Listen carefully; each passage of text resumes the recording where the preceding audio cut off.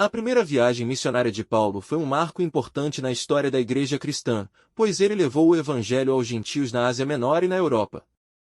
Paulo partiu de Antioquia da Síria, acompanhado por Barnabé e João Marcos, e navegou para a ilha de Chipre, onde pregou em várias sinagogas.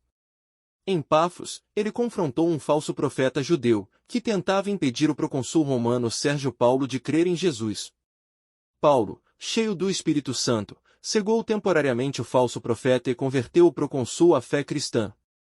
De Chipre, Paulo e seus companheiros navegaram para Perge, na Panfilha, onde João Marcos os abandonou e voltou para Jerusalém.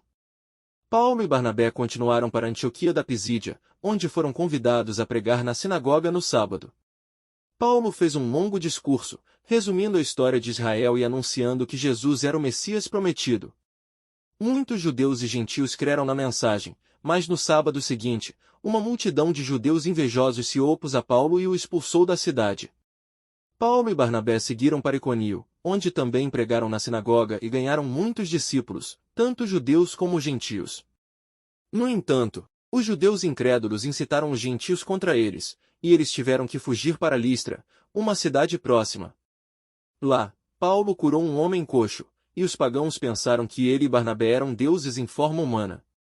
Eles tentaram oferecer sacrifícios a eles, mas Paulo e Barnabé os impediram, dizendo que eles eram apenas homens que traziam as boas novas de Deus. Logo depois, alguns judeus de Antioquia e Iconio chegaram e apedrejaram Paulo, deixando-o quase morto.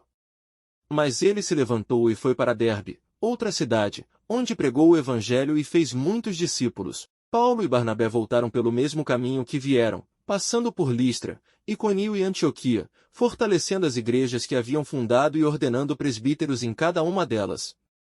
Eles também passaram por Perge e Atália, e de lá navegaram de volta para Antioquia da Síria, onde relataram tudo o que Deus havia feito por meio deles e como ele havia aberto a porta da fé aos gentios.